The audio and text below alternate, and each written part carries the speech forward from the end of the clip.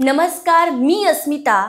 नितीन देशमुख निर्मित Nira TV production house दे दणका या चॅनलमध्ये आपलं मनपूर्वक स्वागत करते. आणि आज खूप छान विषय आपल्यासाठी घेऊन आली आहे. आणि बघा, छान विषय ज्यावेळेस येतो त्यावेळेस त्याच्यामध्ये अभ्यासही येतो आणि तो अभ्यास, त्याच्यावरती चर्चा, त्याच्यावरच्या गप्पा आणि त्याच्यावरती निघालेला शेवटचं उत्तर हे आपल्याला आता ऐकायचं. आणि आज पुन्हा एकदा आपल्यासोबत आहेत टाके अण्णा. मी अण्णाच म्हणते तुम्हाला. नमस्कार अण्णा. नमस्कार. आपण छान गप्पा मारतोय आणि इतिहासाकडे चाललोय. इतिहासामध्ये जाताना स्वातंत्र्य, फाळणी आणि बरीच अशी नावं त्याच्यामध्ये गुंतलेली आहेत, बरोबर.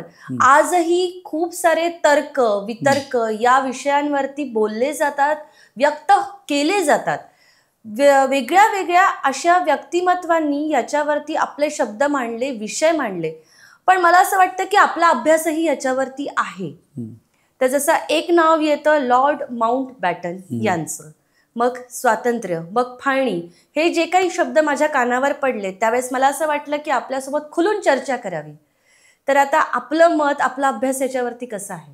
भारतामध्ये येण्यासाठी लॉर्ड माउंटबॅटन यांना ब्रह्मदेशातून, म्हणजे सध्याचं त्याचं नाव बदललेलं आहे, त्याचं काय म्यानमार काहीतरी नाव केलेलं आहे. अच्छा. तिथून त्यांना बोलावून घेण्यात आलं इंग्लंडला. बरोबर. लॉर्ड माउंटबॅटनला तो राजघराण्याशी तो नात्यातला होता एकतर.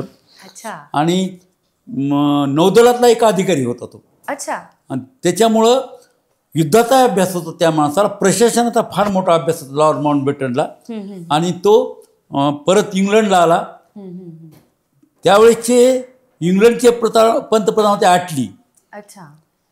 आणि विरोधी पक्षनेते पूर्वीचे पंतप्रधान चर्चिल, ज्यांनी दुसऱ्या महायुद्धामध्ये इंग्लंडला विजय मिळवून दिला, ते चर्चिल, ते विरोधी पक्षनेते होते. ॲटलीनं माउंटबॅटनला बोलावून घेतलं, दोघांनी चर्चा केली. आणि ॲटलीने सांगितलं की तुला भारतात जायचं आहे आणि भारताला स्वातंत्र्य द्यायचं आहे. अच्छा.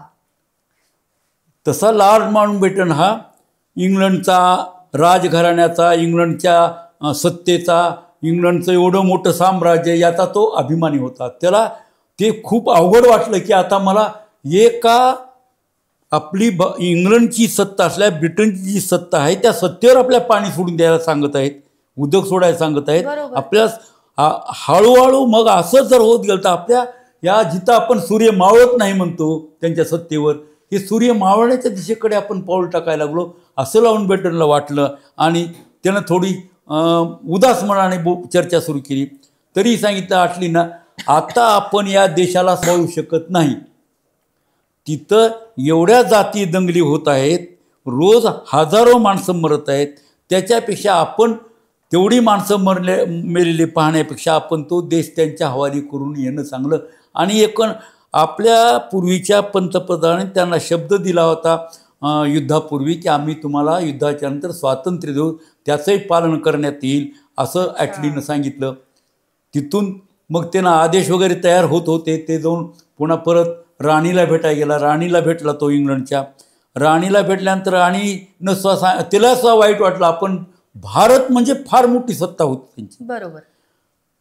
इंग्लंडच्या मंत्रिमंडळामध्ये एक मंत्र्याचं पद होतं, मिनिस्टर फॉर इंडियन अफेअर्स.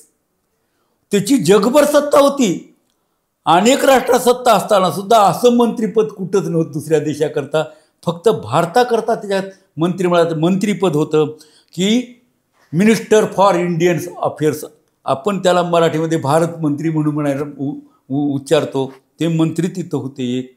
आणि मग ते सोबतच होते चर्चा करण्यासाठी, भारत मंत्रीसुद्धा त्यांच्या. तिथून बाहेर आले, राणीला भेटल्यानंतर पुन्हा नंतर ॲटलीने सांगितलं जाताना चर्चिलला भेटा. चर्चिल तर खूप रागावला खरं म्हणजे. पण माउंटबॅटन, चर्चिलसुद्धा खूप राष्ट्राभिमानी माणूस. आणि तरी माउंटबॅटन सांगितलं की मी असा प्रयत्न करीन, जरी भारताला आपण स्वातंत्र्य दिलं तरीसुद्धा भारत हा आपल्या कॉमनवेल्थचा सदस्य राहील. बरोबर. म्हणजे कॉमनवेल्थ म्हणजे जेवढ्या राष्ट्रावर त्यांची सत्ता होती जगभर, त्या सर्वांचं एक कॉमनवेल्थ म्हणून संघटन होतं. ते आज सुद्धा आहे. आपण राष्ट्रकुल देश म्हणतो त्यांना. आपण पूर्वीचं त्याचं नाव ब्रिटिश कॉमनवेल्थ होतं, आता फक्त कॉमनवेल्थ राहिले, राष्ट्रकुल आपण असं वापरत होतो, त्याचाही तो अभिमानी होता. आणि माउंटबॅटन सांगतात की मी प्रयत्न करीन, अच्छा. भारत जरी स्वतंत्र होत असला तरी मी असा प्रयत्न करील की भारत हा आपल्या राष्ट्रकुलाचा कॉमनवेल्थचा पुढे सदस्य राहील, म्हणजे आपल्याशी तो निगडीत राहील. काही देश आज बी येतात कॉमनवेल्थचे सदस्य, ऑस्ट्रेलियासारखा देश आहे तो आज सुद्धा मिरवतोय बरोबर की तिथला राष्ट्रप्रमुख कोण आहे, इंग्लंडची राणी किंवा राजा असतोय. बरोबर. म्हणजे कॉमनवेल्थ सदस्य अशी मानसिकता, गुलामीची मानसिकता घेऊनच जगत असतात. पण आपल्यात तसं नाही, आपण तसं मानत नाही. आपल्याला एका संघटनेत सदस्य राहायचे म्हणून आपण त्याचे आधी सदस्य आहोत. तर अशा रीतीनं लॉर्ड माउंटबॅटन हा भारतामध्ये फेब्रुवारी महिन्यामध्ये आला, येताना आदेश घेऊन आला की आपल्याला या भारताला स्वातंत्र्य द्यायचं आहे.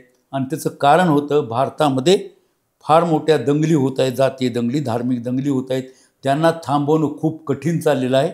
आणि आता इथल्या भारताच्या व्हायसरॉयनं सांगितलं की रिपोर्टिंग होते त्याची की इतके माणसं मरत आहेत, आपण आता ही सत्ता हस्तांतरित करावी, स्थानिक त्यांचं मरू द्या भारताला, या भाषेत आले होते. इंग्लंडच्या इथले जे अधिकारी होते ते मरू द्या भारताला, त्यांना मरायचं तर.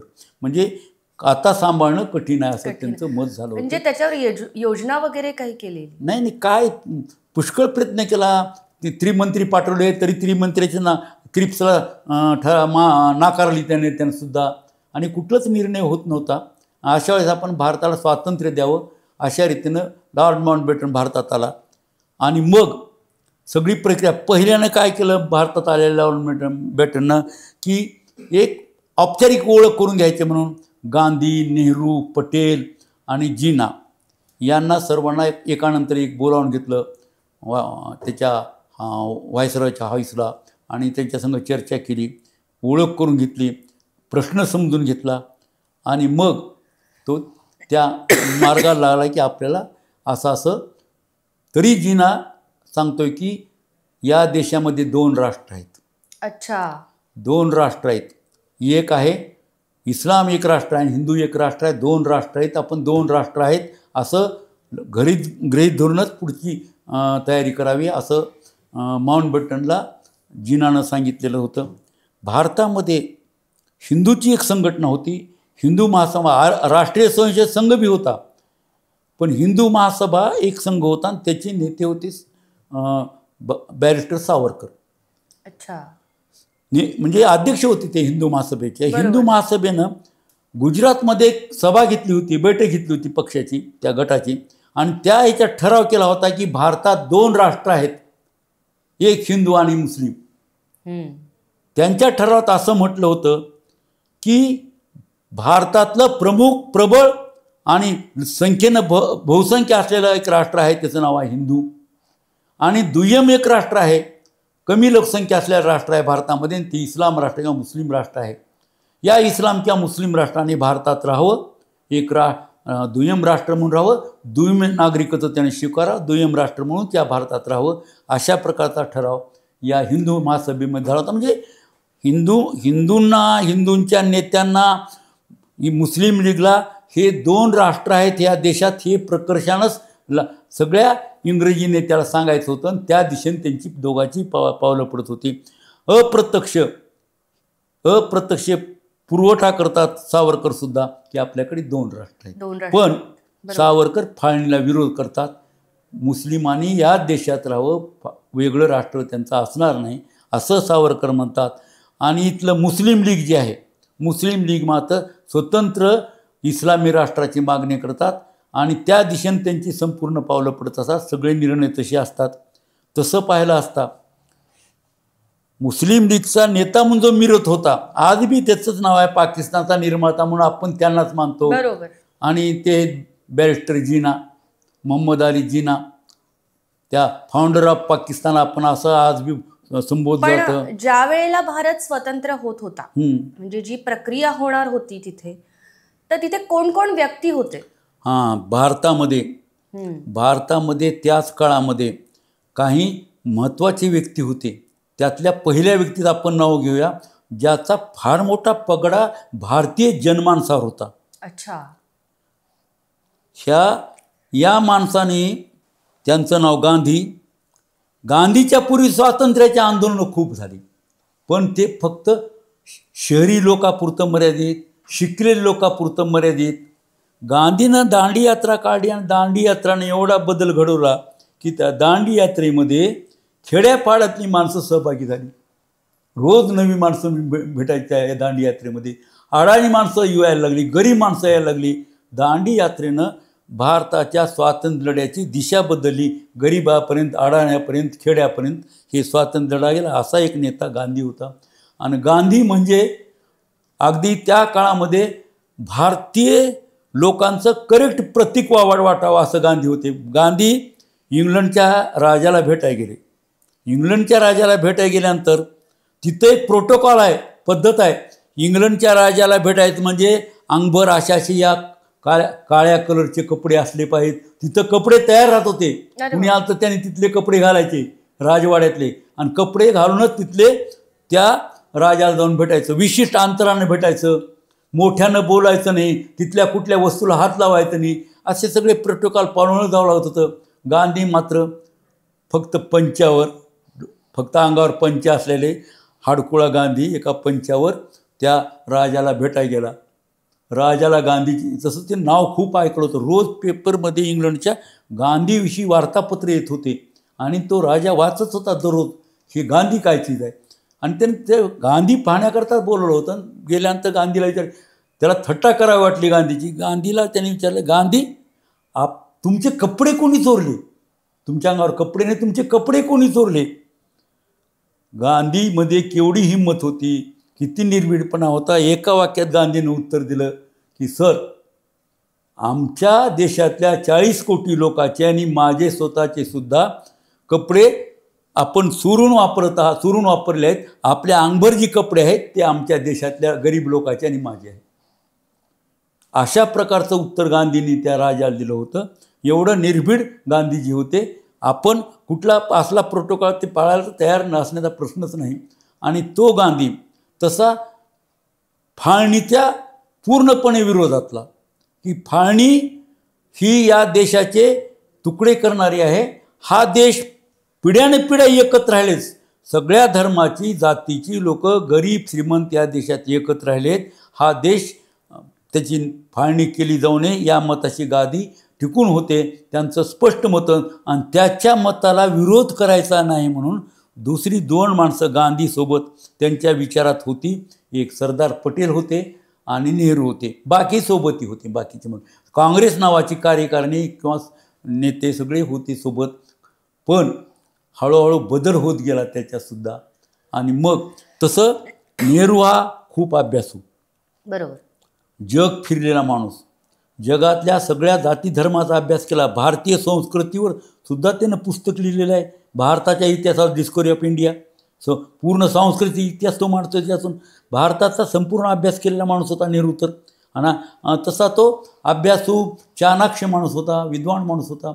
सरदार पटेल थोडे करारी होते, म्हणजे आपल्या मताला ठाम चिटकून राहणारे असे ते सरदार पटेल.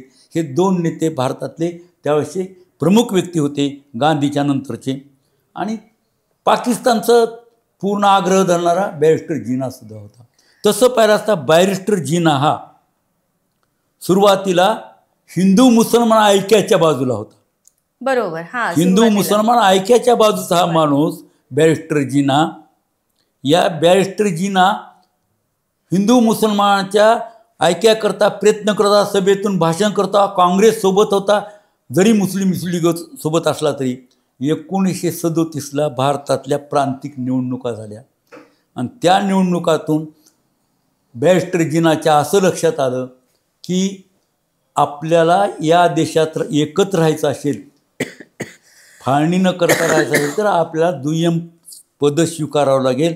आपण या देशाचा पंतप्रधान किंवा अध्यक्ष कधीच होऊ शकत नाही. हे 37 साली जिनाच्या प्रांतिकच्या निवडणुकीच्या नंतर लक्षात आलं.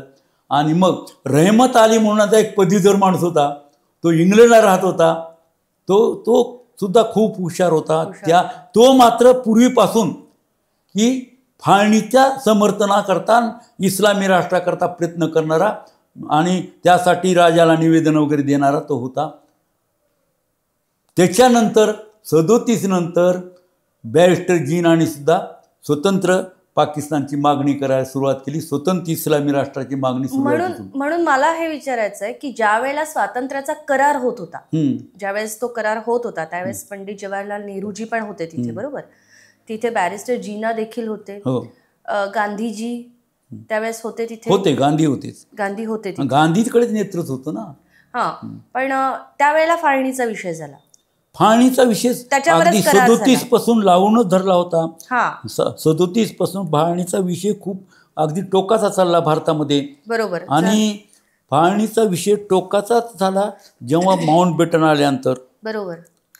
पण जर जसं तुम्ही मला सांगितलं आता की बॅरिस्टर जीना यांना जर त्यावेळेला नेहरूंच्या जागेवर पंतप्रधानाची जर जागा दिली असती किंवा त्यांना जर अध्यक्षपदे बसवलं असतं तर ही फाळणी थांबली असती का? गांधींनी प्रस्ताव दिला होता. गांधींनी प्रस्ताव दिला होता पटेल आणि नेहरूकडे, काय व्हायचं होऊ द्या भारतात, एकदा या जिनाला भारताचा पंतप्रधान करून टाका, जिनाला भारतात नेतृत्व करू द्या आणि भारत एक संघ ठेवा, अशा प्रकारचा प्रस्ताव पटेल, लॉर्ड माउंटबॅटन, आधी लॉर्ड माउंटबॅटन सांगितलं गांधीनं, त्याच्यानंतर सांगितलं लॉर्ड माउंटबॅटननं पटेल आणि नेहरूला सांगितलं की गांधी असं म्हणत आहेत, आपण ते स्वीकारा, देशाची फाळणी रोका असं होत असेल तर. पण सुरुवातीला पटेल तर खूपच रागावले, पटेलला तर ते पूर्ण नाकारलं, नेहरूंनी सुद्धा ते नाकारलं, दोघांनी स्वीकारलं नाही. अशा प्रकारे देशाची फाळणी थांबत आहे, फाळणी झालेली बरी, होऊ द्या फाळणी, या मताला तेव्हाच आले. गांधी काय म्हणतात, उदाहरण देतात, एक 2 स्त्रिया होत्या, 2 स्त्रियाचं एका लेकराकरता भांडण, त्या लेकराला बोलता येत नव्हतं, लहान लेकरू होतं, त्या 2 स्त्रियाचं भांडण लागलं की ही माझं लेकरू आहे. 2 स्त्रिया भांडत होत्या, ते राजाकडे विषय गेला, राजाने सांगितलं असं करा म्हणजे ह्या लेकराचे 2 तुकडे करा आणि या 2 स्त्रियाला वाटून द्या. त्याची खरी जी आई होती ते नाही, मला नको, त्याच बाईला देऊ. म्हणजे गांधीचं हे म्हणणं तशा प्रकारचं होतं. शेवटी फाळणी टाळा, बरोबर, फाळणी जाऊ द्या, जिनाला पंतप्रधान अध्यक्ष काय व्हायचे होऊ द्या, त्याच्या ताब्यात देश द्या आणि फाळणी टाळा असं गांधी सुचवलं. पण नेहरू पटेलनं ते नाकारलं आणि तिथूनच खरं नेहरू पटेल हे गांधीच्या मताच्या विरोधात गेले. गांधी पुढं म्हणतात की आता माझी काय स्थिती आहे, आज माझं काय अवस्था आहे की माझं आता कुणाच ऐकून घ्यायचं नाही, या देशातल्या एका भंग्याची जी किंमत असते तेवढीसुद्धा मला किंमत असते, या संघटनेत नाही, मला नाही किंमत असं. आणि मी खूप थकलोय, मी वयस्क झालोय, मी आता काही काळच जगणार आहे असं सर्वांना वाटतंय. आणि म्हणून सगळे आता आतुरलेले आहेत, बरोबर, की गांधीच्या पुतळ्याला किंवा हाराला फोटो घालायला, माझ्या मरणाची सगळी वाट बघायचा असा अर्थ झाला. असं गांधी अगदी गांधीचा फाळणीला विरोध होताच, पण गांधी शेवटी ही सर्वच काँग्रेस संघटना ठराव करते फाळणीचा, काँग्रेस संघटनेत सर्वच मान्य करतात फाळणी, नेहरू पटेल मान्य करतात. गांधीचं काय राहिलं? गांधीचा फाळणीला विरोध असूनसुद्धा गांधी त्याला कडवा विरोध करू शकले नाहीत, त्या विरोधाला किंमत राहिली नाही आणि म्हणून फाळणीच्या दिशेने हा देश निघाला. पण फाळणी हा जो एक मुद्दा आहे, तर त्याच्या जे बी रोवल्या गेलं असं म्हणूयात, तर ते काय अचानक नाही झालं? अचानक नाही झालं ना, बरोबर, अचानक नाही झालं. तर मग हे कसं आपण तसं पाहिलं, इंग्रजी सत्ता आल्यापासून प्लासीची लढाई आपण नेहमी म्हणतो, प्लासीची लढाई, बरोबर, प्लासीच्या लढाईपासून भारतामध्ये इंग्रजी सत्तेतनं पाय रोवली पक्की. त्यानंतर इंग्रजी सत्ता खरी कधी आली? 1857च्या नंतर. 1857च्या उठावाच्या नंतर राणीचा जाहीरनामा इथं लागू झाला. इंग्लंडच्या सरकारने, राणीने इथली या कंपनीकडे असलेलं सत्ता सरकारकडे घेतली आणि भारतावर प्रत्यक्ष इंग्रज सरकारचा अंमल सुरू झाला राणीच्या जाहीरनाम्यानं 1857च्या नंतर. आणि तेव्हा 1857ची एक अशी घटना आहे की त्या घटनेमध्ये, उठावामध्ये हिंदू मुसलमान एकत्र होते. हो, आपल्या हिंदू सैन्यानं किंवा हिंदू उठाव करणाऱ्या माणसानं दिल्लीला जाऊन बहादूर शाहला मोगलाच्या गादीवर बसवलं होतं. म्हणजे विद्रोह केला होताच. तेव्हा विद्रोह केला होता आणि बरोबर. एकत्र होतो आपण विषय म्हणजे बरोबर, हिंदू मुसलमान बरोबर, सुद्धा त्यावेळेस सुद्धा. पण ही नंतरच्या कालखंडामध्ये हिंदू मुसलमानामध्ये 1908 साल एक असं साल येतं की फोडा आणि झोडा सुरुवात होतं. Divide rule. 1908 साली भारताच्या प्रांताच्या सेंट्रल असेंब्लीमध्ये कॉन्सिल म्हणतो आपण त्याला, बरोबर. त्या कॉन्सिलमध्ये अल्पसंख्याकरता म्हणजे मुस्लिमाकरता राखीव जागा तयार झाल्या.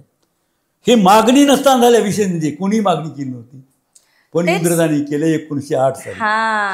1908 साली झाल्यानंतर पुन्हा नंतर 16-17 साल जोडलं. बरोबर. 16-17 साली आपल्याकडे 2 नेते होते काँग्रेसचे. त्यातले ते एक नेते टिळक म्हणून होते, लोकमान्य टिळक, आणि दुसरे एक नेते सनदशीर मार्गाडी जाणारे गोपाळकृष्ण गोखले. या 2 नेत्याशी आणि इतर मुस्लिम नेत्याशी इंग्रज सरकार बोलणी करतोय.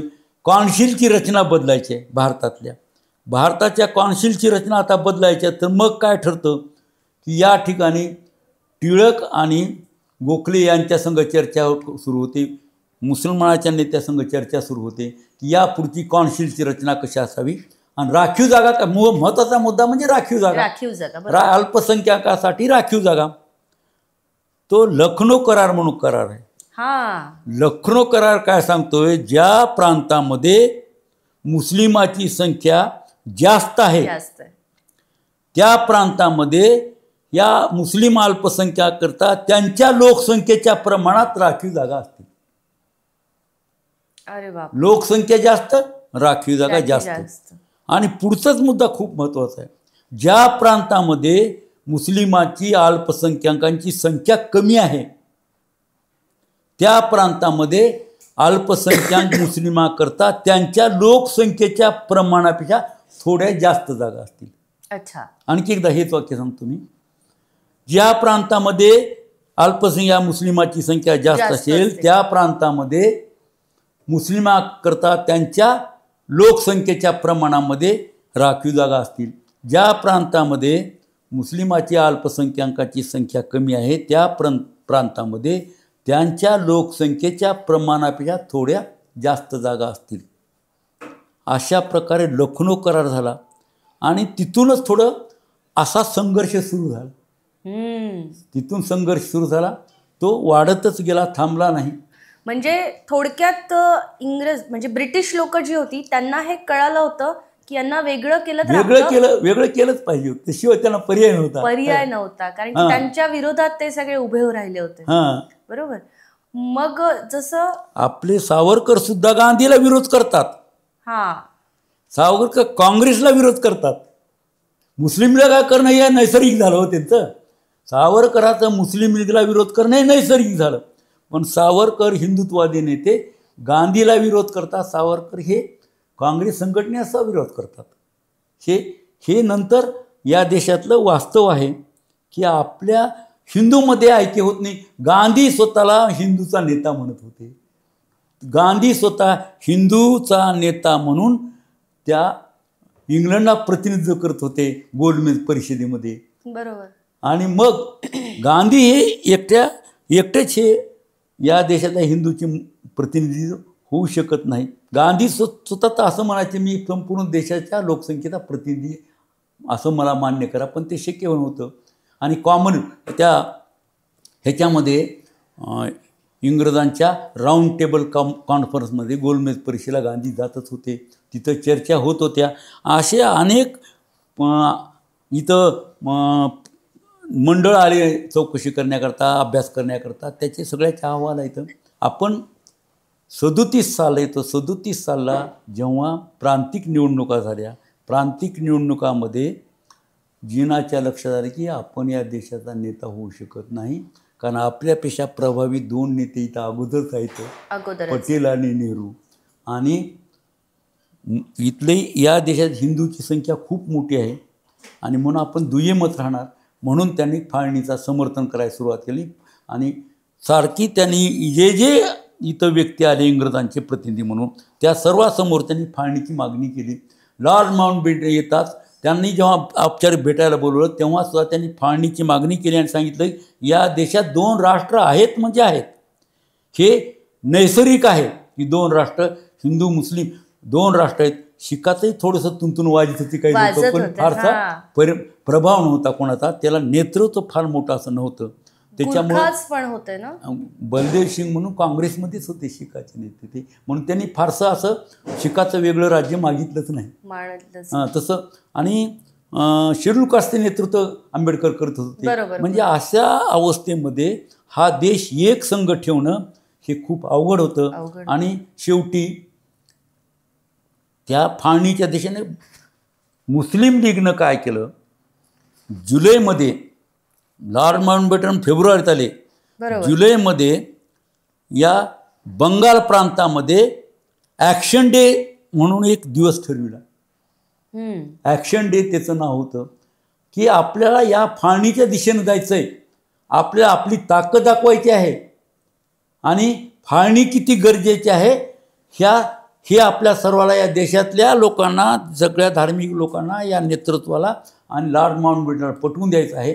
ॲक्शन डे हा एक डे ठरला त्यांचा बंगालमध्ये. आणि त्या ॲक्शन डेच्या दिवशी 26,000 हिंदूच्या कत्तल झाली. हो, 26,000 हिंदूची कत्तल एका दिवसात झाली. कशाला एक संघ देश ठेवायचा आहे फाळणी न करता? मग या अनेक अशा घटना घडत गेल्या. त्याच्यामुळं सगळे नेतृत्व हे फाळणीच्या दिशेनं सुरू झालं आणि लॉर्ड माउंटबॅटन सुद्धा त्या दिशेनं झाले. तिथले बंगाली नेते होते, त्या बंगाली नेत्याला तर बंगाल हा प्रांत स्वतंत्र पाहिजे होता. हिंदू मुस्लिम दोघांनाही स्वतंत्र असा बंगाल देश हवा होता. आणि लॉर्ड माउंटबॅटनला थोडंसं पटलं होतं. त्यानं शिमल्याला एक बैठक बोलावली. त्या बैठकीमध्ये पटेल, नेहरू, जिनाच्या समोर ठेवलं की आपण बंगाल नावाचा देश वेगळा करूत, पाकिस्तान वेगळं करूत आणि भारत वेगळा राहील. आणखी एक ओळ टाकली त्यांनी, प्रांताची जर इच्छा असेल काही प्रांताची एकत्र येऊन एक प्रांत देश निर्माण करायची तर त्यांना परवानगी द्यावी, असं लॉर्ड माउंटबॅटन म्हणतात. आणि राजांना सुद्धा स्वतंत्र राहता यावं असं संस्थानिक होतेच ना, त्यांना किंवा त्यांनी काही राजांनी एकत्र येऊन एक राज्य स्थापन करावं असा सुद्धा प्रस्ताव माउंटबॅटन देऊन पाहिला. पण सगळ्यांनी कट्टर विरोध केला. हे झाले. पण तिथे त्यावेळेला जर तुम्ही सांगितलं की ॲक्शन डेचा जो विषय तुम्ही बोललात, तर पंजाब आणि बंगाल यांच्यामध्ये पण नाही, ॲक्शन डे फक्त बंगाल पुरताच झाला, पंजाबकडे झाला नाही ॲक्शन डे.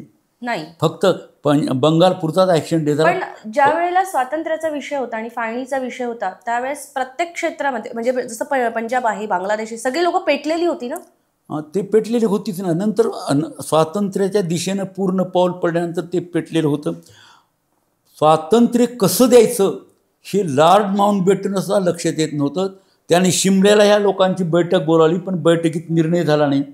जेव्हा त्या शिमल्याच्या बैठकीमध्ये गांधी, पटेल, नेहरू आणि जिना यांनी लॉर्ड माउंटबॅटन जो प्रस्ताव ठेवला होता तो प्रस्ताव नाकारला. खूप रागावून गेले सगळे तसं पाहिलं असता. तो खरं अव्यवहार्य होता प्रस्ताव लॉर्ड माउंटबॅटनचा. बरोबर. आणि मग तेवढ्यात त्याला एक आपला अधिकारी भेटला भारतातला.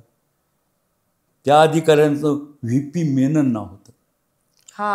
व्ही.पी. मेनन नावाचा अधिकारी, साधा टायपिस्ट म्हणून नोकरी लागलेला माणूस, तिथून तो सचिवापर्यंत जाऊन पोहोचलेला माणूस, तो भारतातल्या इतका उच्च पदावर गेलेला माणूस. म्हणजे भारताचा संपूर्ण अनुभव असलेला, ब्रिटिश सत्तेचा खूप मोठा अनुभव असलेला, ब्रिटिश सत्तेची मानसिकता त्याला माहीत होती काय आहे ते, आणि या देशातल्या सर्वांची त्याला मानसिकता माहीत असल्यामुळं त्यानं लॉर्ड माउंटबॅटन सांगते, सर मी एक प्रस्ताव देतो तुमच्यासोबत, एक नकाशा समोर ठेवतो. आणि तो व्ही.पी. मेनन लॉर्ड माउंटबॅटनच्या समोर एक नकाशा ठेवतो. त्याच्यामध्ये 2 पाकिस्तान सुचवलेले असतात. व्ही.पी. मेननच्या ह्याच्यात प्रस्तावामध्ये 2 पाकिस्तानमध्ये, पूर्व पाकिस्तानमध्ये त्यानं बंगालची फाळणी दाखवली होती. बंगालची फाळणी करून ह्या पूर्व पाकिस्तानमध्ये जोडायचं आणि पंजाबची फाळणी करून पश्चिम पाकिस्तान जोडायचा, अशा प्रकारचा प्रस्ताव या व्ही.पी. मेनननं नकाशात फक्त कुणासमोर ठेवला? लॉर्ड माउंटबॅटन समोर ठेवला. आणि तो लॉर्ड माउंटबॅटनला खूप पसंत पडला. जसं आपण आता स्वातंत्र्य, फाळणी याबद्दल बोलतोय, आणि हा पण विषय झाला आपला की याची जी बीजं रोवली गेली ती खूप आधीपासून रोवली गेली, पण 1942चा जो लढा आहे तो देखील महत्त्वाचा आहे. मग तो कसा? 42चा लढा हा स्वातंत्र्य लढ्यातला सर्वात शेवटचा आणि फार व्यापक असा लढा आहे. अच्छा. 42च्या लढ्यामध्ये भारतातल्या सर्व शहरामध्ये आंदोलनं झाली. 42चा लढा म्हणजे त्याचा एक दिवस ठरला 8 ऑगस्ट. 8 ऑगस्ट हा दिवस भारत छोडो म्हणून आपण घोषणा केली. गांधीनं सांगितलं की तुम्ही आधी भारतातून निघून जा, आमचा मी पाहून घेऊ, या देशाचं काय व्हायचं ते होऊ द्या, तुम्ही जा. भारत छोडो 8 ऑगस्ट ही तारीख ठरली. त्यानंतर 9 ऑगस्ट क्रांती दिन म्हणून ठरला. त्या दिवशी गवालिया टँकवर तिरंगा झेंडा फडकायचा होता आणि सगळे नेत्याला अटक केलं होतं. नेते कुणीच बाहेर नव्हते. एक महिला होती, तिचं नाव होतं अरुणा आसफ अली. आसफ अलीची बायको होती, तिने इंटरकास्ट मॅरेज केलं होतं, आंतरधर्मीय लग्न केलं होतं आणि अरुणा आसफ अली एकट्याच बाहेर होत्या. त्या अरुणा आसफ अलीनं गवालिया टँकवर तिरंगा झेंडा फडकवला. त्या दिवशीच तो तिरंगा झेंडा पण आताचा नव्हता, तो त्याच्यावर चरख्याचं चिन्ह असलेला 3 रंगाचा झेंडा होता तो. आणि या लढ्याला सुरुवात झाली 42ला. अनेक लोकांनी सरकारी नोकऱ्या सोडल्या. माझ्या एका गुरुजीनं सोडली होती. माझे गुरुजी सांगत होते की मी 42ला सरकारी नोकरीत होतो, मी नोकरी सोडली बघा म्हणायची. आणि नंतर जेव्हा निजाम सरकार गेलं तेव्हा ते परत नोकरी आली होती. म्हणजे कितीतरी लोकांनी सरकारी नोकऱ्या. 2 गोष्टी इंग्रज सरकार भारतात का टिकून आहे, 2 गोष्टीवर टिकून होतं. त्यांनी आपल्या हातात 2 गोष्टी दिल्या होत्या. कलम आपल्या हातात होती बघा. कलम चालवणारे लोक कोण होते? सगळे कार्यालयातले आपलीच लोक होते ना. कलम आपल्या हातात होती आणि शस्त्र आपल्या हातात होतं. शस्त्र चालवणारे आपलीच लोक होती जे इंग्रज सत्तेत संरक्षण करत होते. इंग्रज सत्तेचा प्रत्यक्ष अंमल जो असतो, कागदोपत्री जो अंमल असतो, का आदेश निघत असतात, ते सगळं आपली भारतीय लोकच करत होती आणि ती होती कलम त्यांच्या हातात. ही कलम चालवणारे कार्यालयातले कर्मचारी असतील किंवा एखादा गुरुजी असेल, न्यायालयामध्ये काम करणारा एक वकील असेल, न्यायालयातला कर्मचारी असेल, कलेक्टर ऑफिसचा कर्मचारी असेल, स्वतः कलेक्टर असेल एखादा, या सर्वांनी काय फक्त तुम्ही इंग्रजाची नोकरी सोडा अशा प्रकारचा आदेश. असहकारचं आंदोलन ह्या तिथंच आलं 42ला की आपण नोकरशाहीनं नोकऱ्या सोडा अशा प्रकारचा आदेश. आणि दुसरा आदेश चलो दिल्लीचा एक आदेश होता की आपल्याला दिल्ली ताब्यात घ्यायची, आपल्याला दिल्लीला जायचं आहे, आपलं राज्य आपल्याला हवं आहे. आणि शेवटचा घाला त्या इंग्रज सत्तेवरचा ते 1942चा खूप मोठा लढा झाला. बरेच दिवस तो लढा चालला. पण गांधी असं म्हणतात की त्याला थोडं हिंसाचार त्याच्यात झाल्यामुळं गांधीनं काही दिवसाला ते आंदोलन थांबवलं होतं. एवढं कर. पण तरीसुद्धा शेवटचा लढा तो तिथं झाला. त्याच्यानंतर सुभाषचंद्र बोसने आझाद हिंद सेना स्थापन केली. आझाद हिंद तर भारताच्या बाहेर गेली. त्याच्यात महिलाचा एक विभाग होता. कॅप्टन लक्ष्मी तिच्या प्रमुख होत्या, एक महिला तिची प्रमुख होती. आणि त्याचाही नारा होता चलो दिल्लीचा. तर सुभाषचंद्र बोसचा सुद्धा नारा होता चलो दिल्लीचा. हे भारताच्या सेवेत असलेले जे पूर्वीचे सैनिक होते त्या सर्वाला एकत्र केलं होतं आणि बाहेरच्या देशातले सुद्धा त्यांनी एकत्र केले होते. आणि ह्या सर्वांना घेऊन तो जर्मनी स्वतः गेला होता. जापानला परत आले होते सुभाषचंद्र बोस. तो एक तिकडं मोठं आंदोलन होतं. आणि त्यावेळेस त्यांची अशी इच्छा होती की त्याच वेळेस नेमकं भारतात आंदोलन उभं राहावं. पण भारतात तसं झालं नाही. सुभाषचंद्र बोस जेव्हा चलो दिल्ली म्हणून जे त्यांचं आंदोलन होतं, या आझाद हिंद सेनेचं हे संचलन गीत होतं, कदम कदम बढायच्या म्हणायचं. तर ते गीत त्या एवढं तिकडं पेटलं असताना भारतीय लोक मात्र त्यावेळेस शांत राहिले. कारण इंग्रजांनी सांगितलं होतं की जेव्हा युद्ध संपेल तेव्हा आम्ही तुम्हाला स्वातंत्र्य देऊ. त्या शब्दाला भारतीय लोक जागले. आणि काही भारतीय नेत्यांनी, नाव घेणार नाही मी, की इंग्रजासाठी दुसऱ्या महायुद्धात लढण्यासाठी सैन्य भरतीचा केली होती. अरे बापरे. आणि भारताचं सैन्य इंग्रजाकडून लढलं सुद्धा होतं. सुभाषचंद्र बोसचं सैन्य उभारलं तेव्हा मात्र भारतामध्ये पेटलं नाही. कारण आपण शब्द दिला होता इंग्रज सरकारला, आपलं सैन्य त्याच्यासाठी लढायला गेलं होतं. इंग्रज सरकारनं आपल्याला आश्वासन दिलं होतं की युद्ध संपल्यानंतर तुम्हाला स्वातंत्र्य देऊ. पण ज्यानं शब्द दिला होता तो पदावून पराभूत झाला. चर्चिल हा तिथला पंतप्रधान होता युद्धकाळामध्ये, त्याचा तिथं पराभव झाला. ॲटली नावाचा पंतप्रधान मजूर पक्षाचा आला. तिथं ती भारतीय लोकांची मानसिकता वेगळी आहे, तिथल्या लोकांची मानसिकता फार मस्त होती. ते लोक काय म्हणतात, आपल्या आता स्वातंत्र्य हे युद्ध नको आहे, आपल्याला काय शांतता हवी आहे. मग आता आपल्याला चर्चिल नको आहे, आपल्याला देशाला शांतता देणारा नेता हवा आहे, म्हणून त्या ॲटलीची निवड केली गेली. मग इंग्रज असे होते आणि तोही शब्द पाळलाच गेला.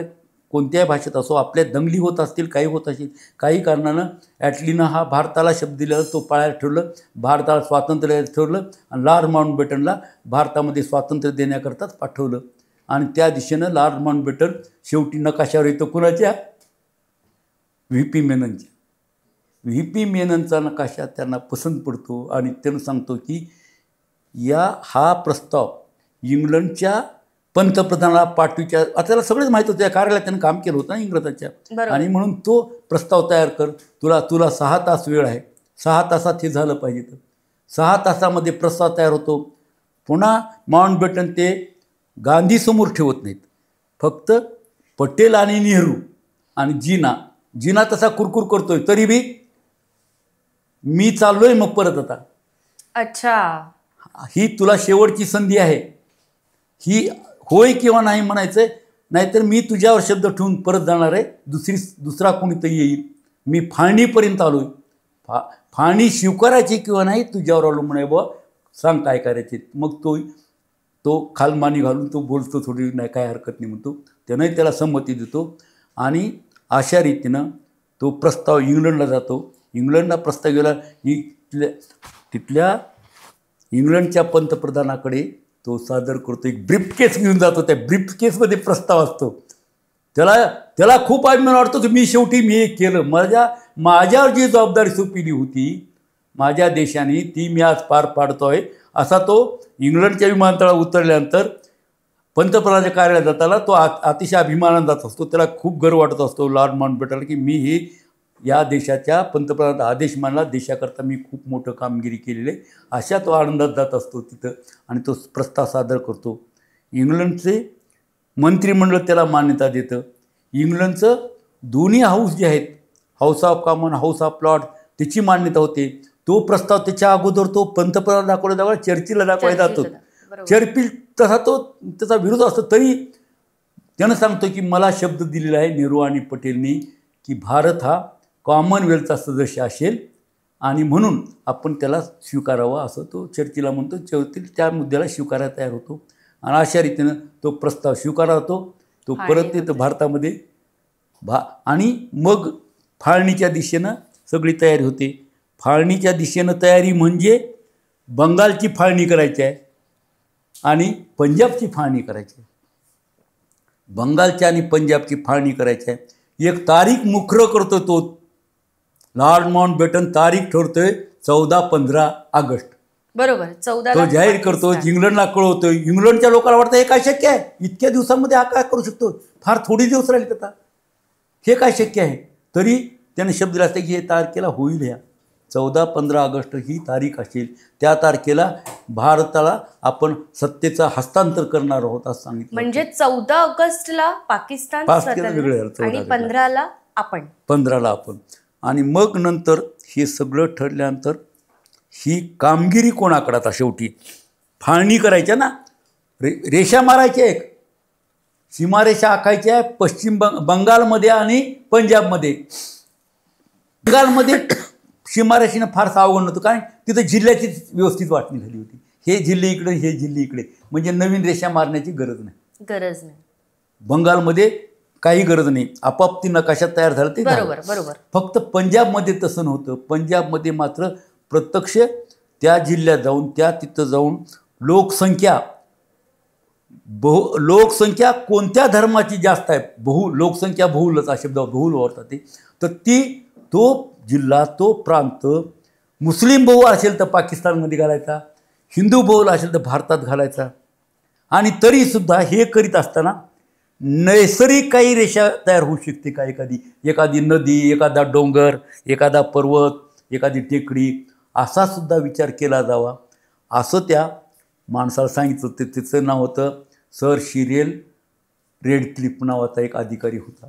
त्या सिरिल रेडक्लिफ या माणसानंही या रेषेची आखणी केली, पंजाबमधल्या सीमा त्यानं आखली, आणि तरीसुद्धा खूप वादग्रस्त सीमा होणार होती. लॉर्ड माउंटबॅटन 15 ऑगस्टपर्यंत तो त्यातला ही जी रेषा मारलेली आहे, सगळा प्रस्ताव आहे तो त्यानं पॉकेट विटो वापरल्यासारखे आपल्या ब्रीफकेसमध्ये ठेवून देतो, तो बाहेर काढत नाही. कोणत्या भारतीय किंवा पाकिस्तानी नेत्याला दाखवत नाही, कारण ते दोघंही रागावणार होते. एक गाव आहे, एका गावामध्ये 2 गाव झाले तयार, एकाच गाव, एक घरातलं दार एका बाजूला गेलं, एकाच घर एका बाजूला गेलं, अशी रेषा तयार झाली. आणि हे करीत असताना फक्त महत्त्वाचा मुद्दा एक जो चर्चेला नंतर आला त्यावेळेस आला नाही, गुरदासपूर नावाचा एक जिल्हा आहे, तो तसा पाहिला असता मुस्लिम बहुल जिल्हा होता. पण नैसर्गिक रेषा एका नदीची रेषा स्वीकारायची म्हणून गुरदासपूर हा जिल्हा रेड क्लिफनं भारतात घातला, आणि तो त्याचा निर्णय भारतासाठी खूपच फायद्याचा ठरला. तो निर्णय त्याचा खूप फायद्याचा ठरला, आणि तो रेड क्लिफचा निर्णय होता गुरदासपूर जिल्ह्याच्या बाबतीतचा, तो भारताला एवढा फायदा ठरला की भारताचा आहे म्हणू शकतो. तो जिल्हा जर आपल्याकडे नसता तर काश्मीरची ना आपली सीमाच टच नसती, आणि म्हणून आपण काश्मीर आपलं म्हणायचा विषयच नसता. एखाद्या अधिकाऱ्याचा निर्णय केवढा परिणाम करू शकतो, तो एवढा मोठा अधिकार त्या अधिकाऱ्याला दिला होता. आणि त्यानं शेवटी त्याच्या पद्धतीने केलं. त्याला जे आदेश होते ना, त्या आदेश एक तर नैसर्गिक सीमा स्वीकारायची आहे, म्हणजे नदी, डोंगर, पर्वत असलं काही स्वीकारायचं आहे. दलदलीचा प्रदेश आहे, एक जमीन काळीभोर बागायती जमीन आहे, एक माळ रान आहे, असं सगळं त्याला नैसर्गिक स्थिती स्वीकारून त्याला ती रेषा मारायची होती. नैसर्गिक स्थिती, त्यानंतर धर्माची बहुल कोणते आहेत ते, याच्या रेषेने त्याला ती रेड क्लिफला करायचं होतं. त्यानं तशी रचना केली. आणि 15 ऑगस्टच्या नंतर कित्येक गावाला माहीत झालं की आपण पाकिस्तानमध्ये आहोत का भारतात आहोत. 15 ऑगस्ट स्वातंत्र्य दिन साजरा करायला, त्याला कुठला स्वातंत्र्य दिन साजरा करता येत नव्हता, पाकिस्तानला भारतात. ही अवस्था होती आपल्या पंजाबची. आता राहिलं बाकी काही, आपण खूप मोठं दंगली झाल्या, रेल्वेचे भरून प्रेत आले, त्याच्यावर अनेक चित्रपटसुद्धा आलेले आहेत, त्याच्यावर कादंबऱ्या आलेल्या आहेत. ते बारकाईने सांगत बसण्यापेक्षा मी एक सांगतो जनरली की काय झालं. शेवटी एक आकडा सांगतात, किती माणसं मेली. हिंदू मुसलमान फाळणी नका करू, पण किती मेली शेवटी. ही एखाद्या महारोगानं, म्हणजे एखादी प्लेगाची साथसारखी साथ आली तर माणसं जशी मरत होती पटापट उंदरं मेल्यासारखी, त्याच्यापेक्षा कितीतरी माणसं, या एखाद्या महायुद्धापेक्षा सुद्धा जास्त माणसं भारतात मेली. बरोबर.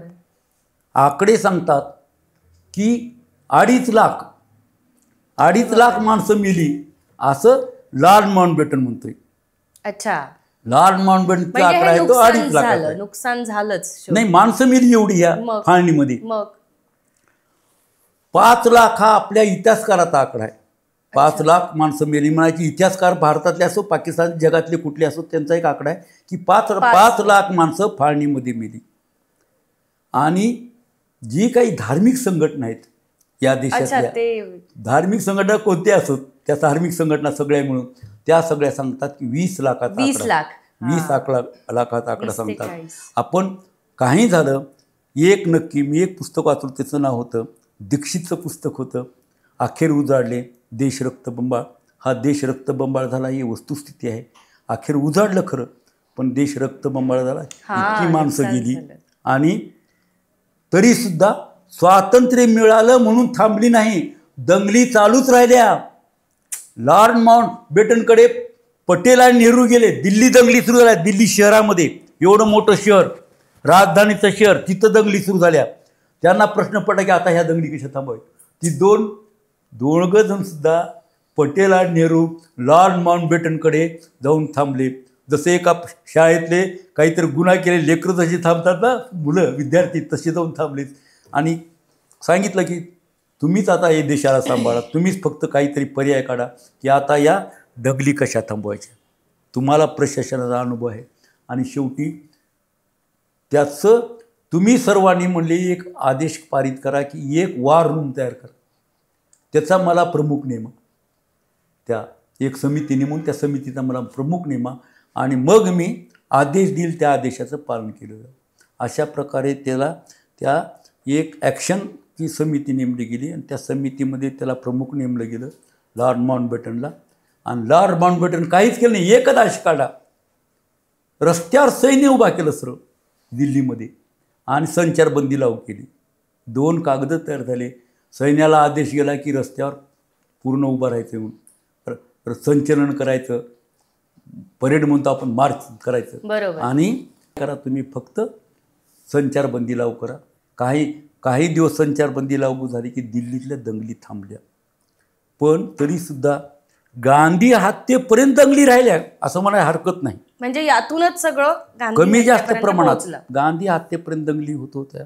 गांधीची हत्या झाल्यावर मात्र दंगल कुठं झाली नाही. हे कारण असू शकतं. कारण म्हणजे त्याच्या आधीच थोडं गांधीनं काय केलं होतं, ते 55 कोटी जेव्हा पाकिस्तानला द्यायचा निर्णय झाला, तसं गांधीचा निर्णय म्हणतात, मी म्हणतो पटेल नाही, गांधीचा नाही, लॉर्ड माउंटबॅटनचा निर्णय. आपला राष्ट्रप्रमुख कोण? Lord Mountbatten. लॉर्ड माउंटबॅटन सांगतो की वाटणी झाली, इथली कार्यालयातल्या फर्निचरची वाटणी झाली आहे, पेन आणि टाकाची वाटणी झाली आहे, पेन नव्हतं तर टाक होता लिहायचा, लाकडी मोडका बाग पण चांगला बाग, ह्याची वाटणी झाली तुमची, इतकी वाटणी झाली. आणि रिझर्व्ह बँकेचा फंड तुम्ही वाटलाय, काही दिलाय, काही शिल्लक राहायला द्यायचा, कसं काय रोखता तुम्ही?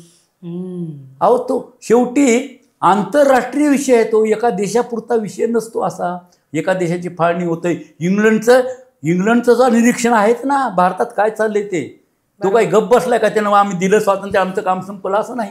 लॉर्ड माउंटबॅटन दोन्ही लष्कराचे प्रमुख इंग्रजाचेच आहेत इथं. आणखी सुद्धा दोन्ही भारताचं लष्कर आणि पाकिस्तानचं लष्कर, त्याचे लष्कराचे प्रमुख आपलीच होती त्या सुद्धा.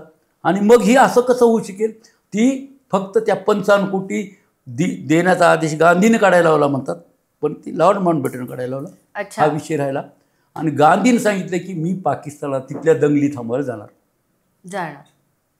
परवानगी घेतोय तो जिना परवानगी देतोय पाकिस्तानाला. देत असताना काय म्हणतो तो, तुम्ही जहाजाने या.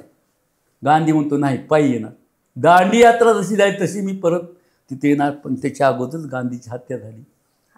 त्याची ठरलं होतं त्यांचं पाकिस्तान जायचं, पण ते गांधीची हत्या झाली की मग मात्र एक सुद्धा हत्या नंतर झाली नाही. शेवट गांधीच्या हत्यानं या 2 देशातल्या हत्येचा शेवट झाला. ही गांधी हत्या शेवटला. गांधीचं बलिदान पाहिजे होतं स्वातंत्र्याला, शेवटला स्वातंत्र्यात गांधीचं बलिदान झालं.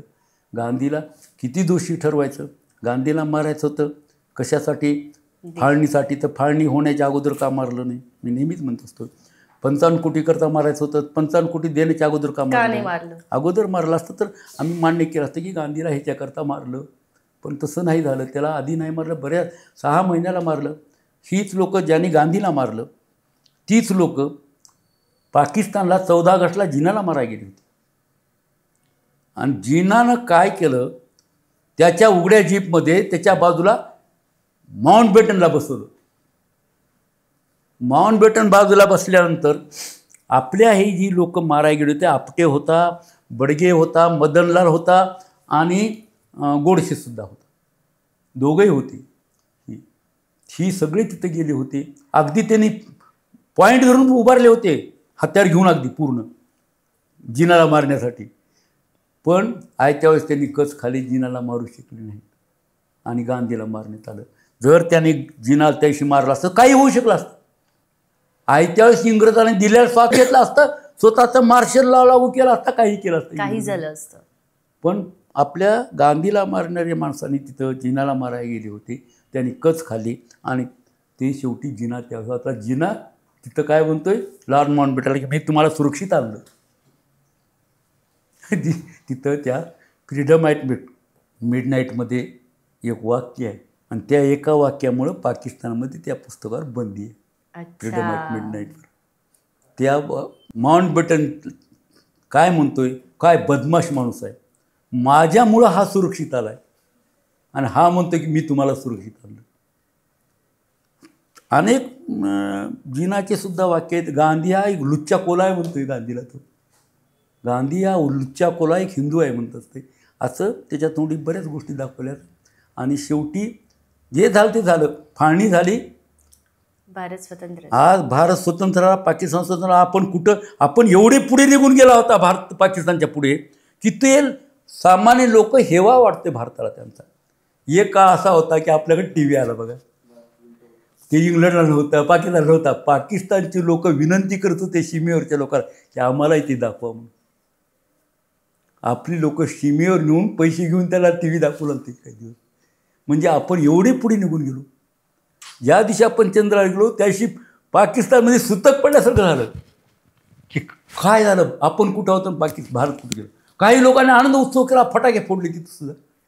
अरे काही असलं तर एक देश आहे जगाच्या पाठीवर होता, त्यानं चंद्रावर पाऊल ठेवल्याचं, एका माणसानं पाऊल ठेवलं, आपण आनंद व्यक्त करावा असं सुद्धा होतं. भारत एवढा पुढे निघून गेलेला आहे आता.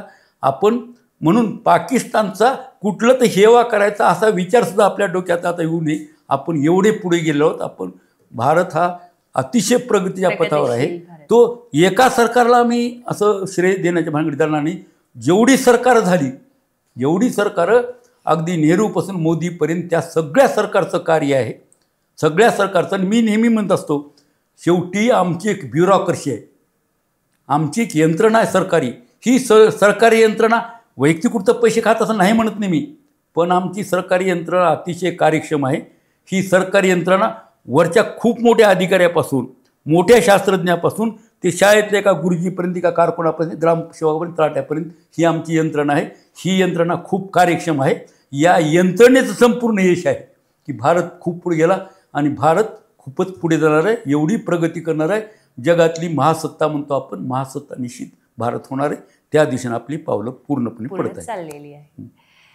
तर आपण ऐकलं की आतापर्यंत भारत देश, स्वातंत्र्य, ब्रिटिश, फाळणी हे सगळे मुद्दे एकमेकांशी इतके गुंतलेले आहेत आणि प्रत्येक विषय हा तेवढा आवडीचा आहे आणि आजही त्याच्यावर तर्कवितर्क केले जातात. मग प्रत्येकाचा विषय, प्रत्येकाचा दृष्टिकोन हा सकारात्मक आणि नकारात्मक दोन्ही बाजूंनी आहे. पण यामध्ये भारताच्या प्रत्येक नागरिकाला खूप त्रास झाला. त्या त्रासामधून आज आपल्याला आपला भारत देश स्वतंत्र पद्धतीने पाहायला मिळतो आणि अण्णांनी सांगितलं की प्रगतिशील भारत आणि महासत्ता होणारा हा भारत आपल्याला पाहायला मिळणार आहे. तर मी पुन्हा एकदा आपलं धन्यवाद व्यक्त करते की आपण वेळ दिला आणि याबद्दल एक आपले मुद्दे आपल्यापर्यंत पोहोचवले. तर यानंतर बरेचसे मुद्दे आहेत ज्याच्यावर आपण चर्चा करणार आहोत, पण आपण आता इथेच थांबणार आहोत आणि आपल्या दर्शकांपासून निरोप घेणार आहोत. धन्यवाद.